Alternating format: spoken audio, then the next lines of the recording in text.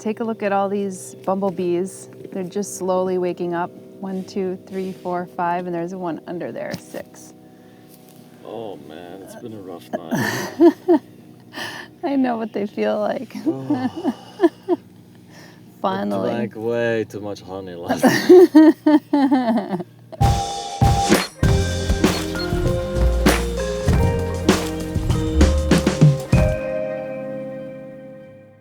Yeah, you could tell it's pretty chilly now in the mornings, but we have to collect some of the plants that are not so hardy to our zone because unfortunately it's that time of the year where in 2 more days it's going to be 50 degrees in the nice part of the day, which is 10 degrees Celsius, and then more like 35 to 40 degrees, which is like 6 to 8 degrees Celsius. So I've been pushing it with these Euphorbias right here. You can see that they've colored up.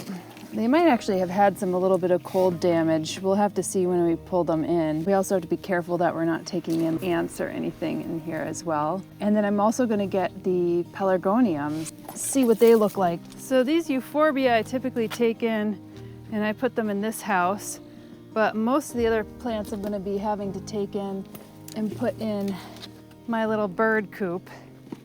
And I have to make sure that they don't eat them. It's part of the reason why I don't have the Euphorbia there, because these are quite toxic. And I found that Peepo, my little diamond dove, has a distinct pleasure in removing and ripping out my plants. I think he gets hungry for greens. These are some of the Pelargoniums. Oftentimes they get knocked down from this area, but we're gonna be cutting these down anyway. I might have to remove some from the pot or actually add a little bit of substrate. There's one that I don't think survived. I found it flat with the stem cracked. We get like raccoons and things that come through and we see them on the game cameras. They just really like to screw with stuff. Okay, so here's one that seems very protected. This was underneath a spiky rubus bush. So let me just show you this one. Could get some dead bits off. Well, basically, we're going to be cutting these down. And then this one, which I think got also pushed down and you could see broken. Now, if I could find that piece, I would actually like to glue it, but I don't know if I could find that piece. This is the one that I'm referring to. This is the one that got flat knocked down. By the cold? No, by the raccoon. It was like this. So we'll see, we'll cut it back. I'll see if there's any like live bits in there. So Sandra and I just moved the table over here because it's easier to work with a little bit of light.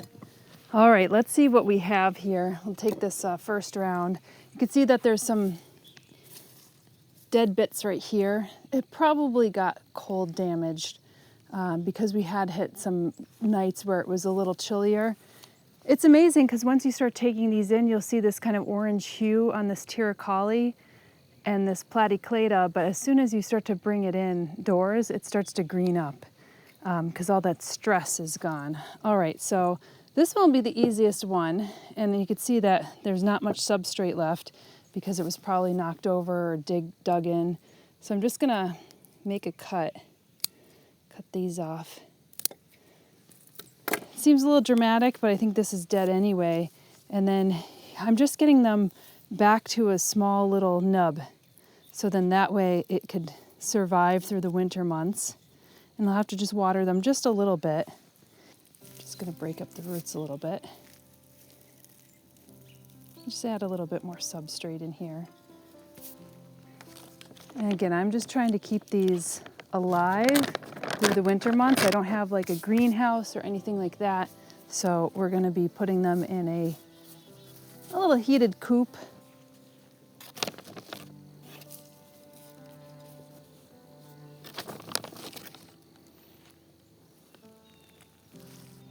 I'll water these in one final time before we actually put them to bed for the winter.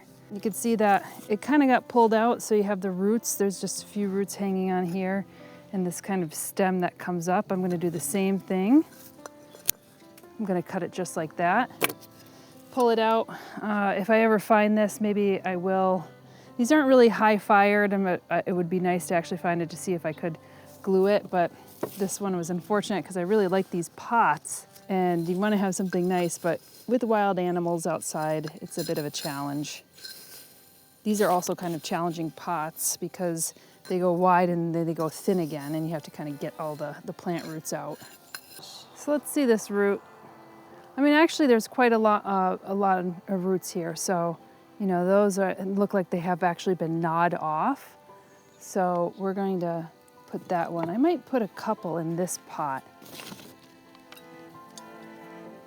Let's try this one. This is the one that I was most worried about because it was flat on its face. Let's see if I can cut it. See, this looks dead. No, it looks dead. Let's just pull it out. I don't think that's worth even attempting to save. It's all dead bits, so you could see it's just cracked. So this one has not survived, unfortunately. It had a really good root structure though. See, that's all well rooted. So let's get that pot back because we're gonna have to be pulling these pots in as well. Some of these pots are not rated for outdoor temperature. So when it gets to winter and it's icy, they could actually crack. This one was a beautiful one. This one flowered quite a lot for me. This was Geranium Bird Dancer. I almost feel terrible cutting this back because it's actually quite prolific. But let's do it. I'm going back to like one of these growing tip nodes right here. So you could, you could cut it back to maybe this little one right here.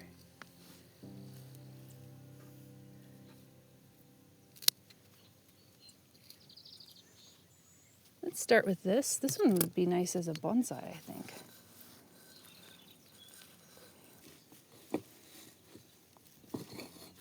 Let's take out all the dead bits first and see what we got going. So all this stuff looks really great. I mean, this is where you could probably take a tip cutting, right? You'd cut off maybe some of these,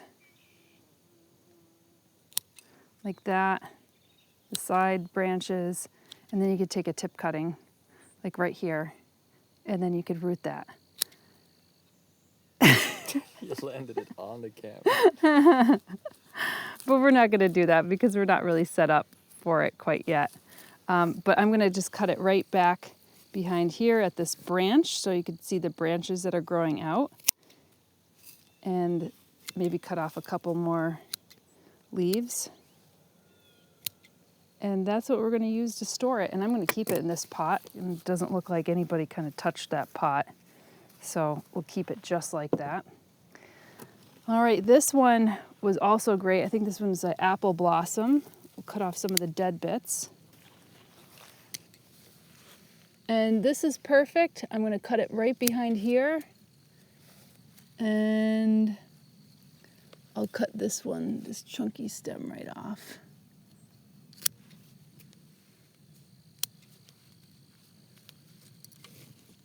This one looks like it got slugs right here, this kind of goo. I'll keep it in this pot though. I think that looks good. It hasn't been really messed with. This one had a really interesting form. It kind of grew like this the whole time. I think it account for the sunlight. You could see that it looks like it's about to flower already, which is pretty cool. And there's a lot of dead bits on here. Let's see, I'm gonna cut this whole guy off. If you can't tell already, geraniums do good with a little haircut. I'll definitely, when I have a better place to keep these, I could see myself starting to collect some pelargoniums. Now, this is pretty well rooted, but you can see it's lost a little bit of the substrate below. So I'm just gonna tease the roots out a bit, kind of mesh them up, add a little bit of fresh espoma potting medium. This is the succulent soil. And I'm just gonna add a little bit to the top. Now there's a couple more plants that I wanna take a look at since these pelargoniums are up and running. And it's this one. This is not a hardy succulent. I have quite a bit of hardy succulents that are out. You can see that this got some damage from the cold or the wet. So I might just take a few cuttings of this. I noticed that one of the plants that's probably like hardy to like a zone 8, but that got ripped out, but is actually flowering right now. Look at this. It got dug out, but look at that flower. Just goes to show you how resilient these plants are. So what I might do is put it into another pot. This is a beautiful pot that I got at White Flower Farm. It's one of the places I like to go for beautiful pots. We actually did a tour of White Flower Farm on our other channel, Flockfinger Lake, so I'll link to that. Such a glorious space. They have wonderful trial gardens, very beautiful. As you can see, there's new growth here. Look at how beautiful that flower is. And the stamens that are coming off of it. I think I did have some tulip bulbs planted in here at some point, but that's probably why the animals dug it up. Now this one is definitely not hardy to our zone, but I have never taken this in out of the cold and housed this indoors. So I'll try it. I'm not sure if it'll comply or like to be in the bird coop with my birds, but we'll see. But I just know that it's not going to survive in the next 2 days out in this freezing temperature. Now the other things that I have to take down, it was really funny because one of our friends was over. They're like, you could grow Spanish moss here? And I was like, nah, I take that in the winter months. I've found that air plants do so much better giving them some time outdoors. Like, look how healthy this looks. If I had this indoors all the time, like, I would not be able to grow it. You could see some of the green parts in there. This may have even flowered at some point. This looks really healthy. I fertilize it once in the beginning of the season, and then I just let it sit out here. In the winter months, they struggle a little bit, but springtime is just around the corner. I think they all look really good. There's one exception though. I found one that was fell down from the tree, maybe in like a windstorm, and my Funkiana. I forgot I have to take these in too. Let's grab. I have a lot of indoor plants that are outside right now. So I'll show you this Funkiana.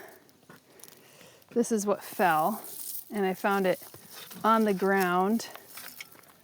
So it was kind of trampled on. It was in the mulch, which is probably not the best place for it, but there's quite a bit of Funkianas that are doing quite well. So, and then this guy. So these are the Aloe variegatas. I think this is too big of a pot for it, for how many are in here. Looks like some got ripped apart. So those two look pretty good. I think I'm going to add a little bit more perlite to this mix. And you could use your choice of drainage material. There's vermiculite, there's lava stone. Let's use this to mix it up.